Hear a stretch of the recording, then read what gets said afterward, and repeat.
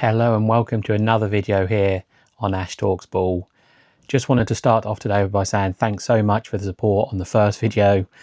Thank you to anyone who clicked on it, liked it, subscribed, who wanted to see more. I wasn't sure what to expect when I started, so to have a real boost at the start is real thankful. So I'm so thank you for that. Moving on, today's video, we're going to continue with the EFL Championship and continue looking on towards the first game of the season, which is getting so close now. And we are going to be looking at the 5 fixtures that I am personally most looking forward to. Now, these are not going to be the best fixtures. They're not going to be the ones with the best teams that we expect to do well, but they're going to be the fixtures that I think we can learn from going into the opening season. Some teams that I have some questions about, some teams that I'm excited about. So we're going to dig into these 5 fixtures to see what we can learn, to see what storylines that we can follow on the opening day, because I know we're all counting down the days. So let's get into it. Let's talk some ball for the EFL Championship opening day fixtures that I'm looking forward to. So the first fixture we're going to talk about today is Sheffield United versus Birmingham. 2 really interesting teams, 2 teams that have some hype going into the season. We'll start with the home side, Sheffield United. Obviously, the bookies are fancying them. A lot of people are fancying them. I can see why. I had them finish 11th in my first video of my early preseason predictions. There's stuff for them to do. Obviously, we've still got plenty of time in the window left to go, and they need to do some additions. The financial issues are worrying me. Obviously, selling Andre Brooks early in the window, and I do fear that there's going to be some more major sales here. Could that be litigated by a few important additions? Absolutely. But this is a wait and see for Sheffield United. Like I said in my video, it's going to be a huge 4 to 5 weeks in this transfer window, and if they get it right, I think they're going to be good. Birmingham, again, hype this season. I had them finishing 8th, so I have got them just sneaking into the playoffs. But this is a real big season for Chris Davis. He was given another chance by the owners. A lot of people thought he wasn't going to be given that opportunity, but they did have a good end to the season. They haven't done too much transfer business yet. Still plenty of work for them to do as well. So it could be a good time for these teams to play each other. It's at Bramall Lane, so Sheffield United will have the home advantage, which does normally come with a punch for Sheffield United. They do have a pretty good home advantage. Sheffield United still have a lot of their stars. Brooks is the only major department as of yet. Still got Cooper in goal. They've still got Hamer. They've still got Bamford. They've still got Harrison Barrows. So I think Sheffield United should be primed for a pretty good start. Obviously, they've got Chris Wilder, who is one of the better championship managers in the division. He knows exactly what's going to come out of this division. But I think this is going to be a battle of 2 teams who are going to have real high expectations. Week 1, the teams aren't going to be proper settled yet. Obviously, the squads will still be in flux. But this could be a real interesting game to see which one of these teams will take that front foot. A win here for Birmingham would be a huge statement of intent. Obviously, I'll do my predictions before week 1 to see whether I think that will happen. But I think this is a real big game for both teams to try and get their season off underway and on the right foot. Sheffield United obviously had the disaster start last season under Sellers that really put them on the back foot. So they really need a win at home to get the season started. Birmingham, I'm sure, would probably take a point. At Bramall Lane in the Championship is never an easy place to go. But I think it's going to be a real interesting game. And I think we can learn a lot about both teams. And I'm looking forward to watching this one. The next opening day fixture that I'm looking forward to is the all-Welsh clash. And that's not the reason I'm looking forward to it. Obviously, it will add a bit of spice, I'm sure. I'm not sure how deep that rivalry runs, if it would be considered a rivalry. But it's Cardiff hosting Wrexham on the Monday night. So this will be the last game of the weekend. I think this is going to be a clash between 2 very different styles of managers. So Cardiff coming up from League One, at home, they have the momentum. I think they'll want to be on the front foot, which could suit Wrexham down to the ground, really. Wrexham aren't the team that want the ball. They'll be happy to let Cardiff come onto them. I think this is going to be a real interesting clash of styles. Wrexham still have a lot of transfer work to do. Rumour coming out today that they are looking to sign Danny Imre, who had a really good second half of the season on loan at West Brom last season. He will replace Issa Kabore, who had a decent spell on loan from Man City last season at the right back position. But still plenty of work to do from Wrexham. But they have managed to keep their spine of the team that I spoke about in my preview episode. So Wrexham are going to be a strong team. I did have them down in 10th in my predictions. That could prove to be too low, but they do need to get off to a good start, especially in a game like this. National TV, everyone's going to be watching this game. Cardiff are the home team. They're going to feel like they need to push for the win. However, this Wrexham team can prove real difficult to break down. I think Wrexham are pretty well suited to try and nullify the attack that Cardiff does try. Cardiff are a very young, aggressive team to try and get on the front foot, to break the lines, and Wrexham will make that difficult. We saw that a lot in the Championship last season. Wrexham did make it difficult with their strong defensive line, their work rate in midfield, and then a real potency in attack when it did come to going forward. I think this is probably going to be a hard fixture for Cardiff. Obviously, it's good to be at home, but Wrexham are going to be a real tough opposition for them. It's going to be a good game. It's going to be fiery. Obviously, the first game of the season, the all-Welsh clash. But I think it's going to be a real tactical chess match between the two managers. We'll look to see if, like I said in my video, that Brian Barry Murphy is going to be adaptable, especially early on in this season. If he is, then I think he's going to try, like I said in my video, Cardiff are going to have a good chance of staying up this season. But this is a pretty tough matchup, stylistically and otherwise. I'll get to my predictions before the season starts, so I won't give away who I think will win. It's going to be a match that's going to be real good to watch and a good way to end the Championship weekend. The next match we're going to talk about is a rather interesting one.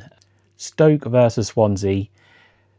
When the fixtures came out, it didn't really have the glitz tie that you'd expect for some third match to make this list, but it has had some spice added to it, with the fact that Ethan Galbraith did obviously make that high-profile move, one from Swansea to Stoke.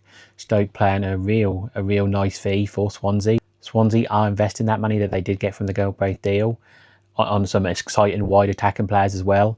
Obviously, Vipotnik is still here. We'll see if he is by the start of the season. If he is, a huge boon to Swansea to keep the Championship top goal scorer. Like I said in my video, I can't see him stand throughout the whole transfer window, but maybe they'll get some use for him for the first couple of games of the season, which could be a huge hope for Swansea to get off to a good start. The term dark horse is thrown about quite a lot, so I try not to use it as much. But if I was going to pick a dark horse for this Championship season, I think it probably would be Swansea. I do see a path for them if they do keep a lot of their main players intact. Even if they don't sell, if they don't keep Vipotnik, I do trust Swansea to find strikers. I think Swansea do have what it takes in the scouting department. I do like the manager Vitor Matos. I do like the bunch of players that they do currently have, and I do like what they're adding. So I do think if there's a team that people aren't talking about that could make a push to the playoffs, I think Swansea probably would be my dark horse pick. Stoke, on the other hand, are always a bit up and down. They do normally get off to some fast starts. Last season, obviously, was a terrible dip in form that ended in a lower table mediocrity. That can't happen again for Stoke, especially with the money that they are spending. Galbraith is obviously the headliner, but I think there'll probably be more to come. They haven't had any real major losses yet. History shows that Stoke probably won't finish in the top half, but I do have faith in Mark Robbins. I'll never really bet against him. I had them low in my predictions. It's one that I could look foolish on at the end, but I think this is a pretty interesting matchup between two teams with a lot to prove for different reasons. Stoke obviously been on the decline. I think Swansea are definitely on the upturn. Two interesting styles, an interesting match, and I think this could be one of the better matches of the opening Championship weekend. Next up on the list is, again, not really a traditional sexy matchup that you'd expect, but two teams who I'm really interested to see how they get off to a start. One with some continuity and the other with a brand new start and looking to build on what have been a consistent Championship mid-table club. So it's Bristol City versus Millwall is the next game we're going to talk about.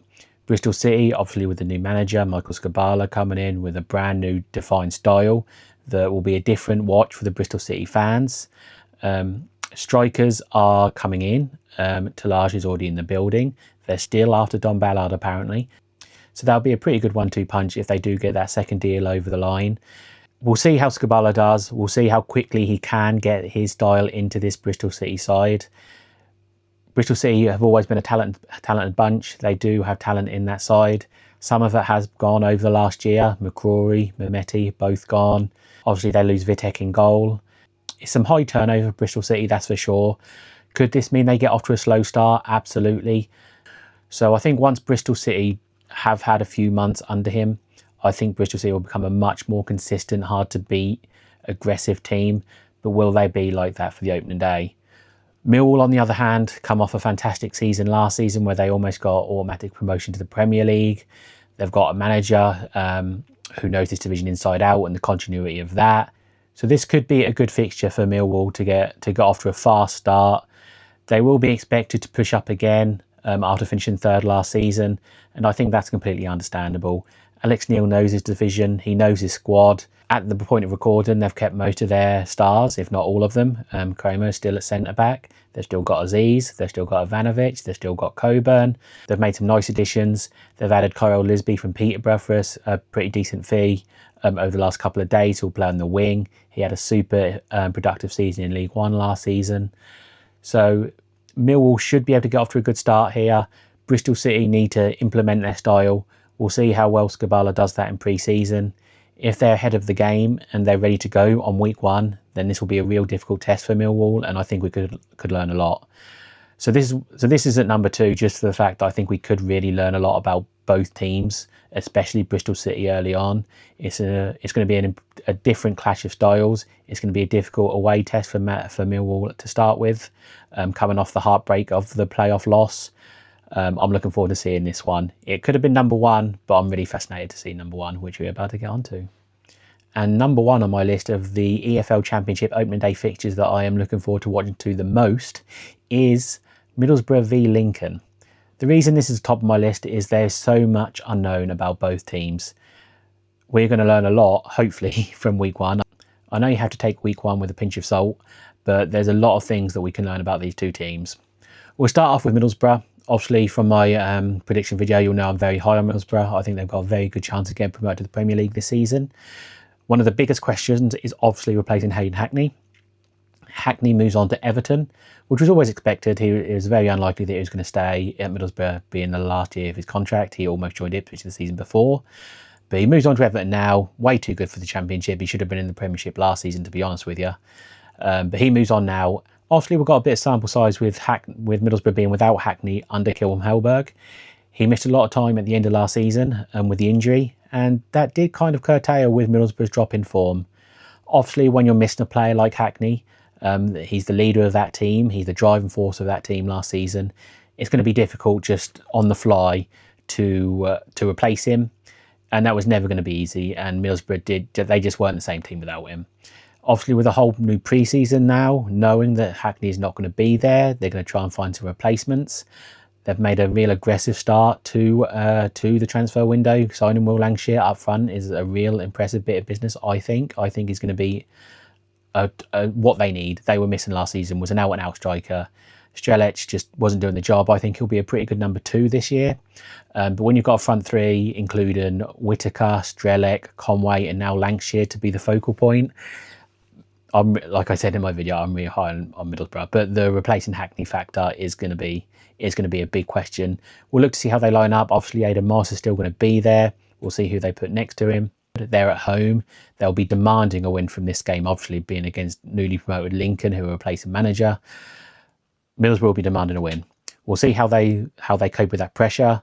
Last season at home, when the pressure built, it again, with the caveat there was no Hackney, it just didn't go their way. So important for Middlesbrough to be on the front foot right away at home. I'm sure there'll be a big crowd there. They need to get off to a fast start. Lincoln, on the other hand, do not have the continuity that Middlesbrough does. Skabala leaves to take the Bristol City job. They internally promote Cohen and Shaw to be co-managers. We've never really seen co-managers in the Championship before. Lincoln obviously did do it with the Cowley brothers. Not much business done by Lincoln. Rumours are starting to come out that they are looking mainly abroad to get some important deals done. So we'll see if we can get those guys implemented and integrated into the squad in time for them to be a factor for this game. What system are Lincoln going to use? Are they going to try and continue to do what Skabala did, which would make sense? They could not have picked a tougher fixture. Middlesbrough away. Obviously, you could say West Ham, you could say Wolves. Obviously, they're going to be real hard fixtures. But Middlesbrough away, the Middlesbrough fans are going to be up for it. A real impressive Middlesbrough team. I hope it's going to be a competitive game.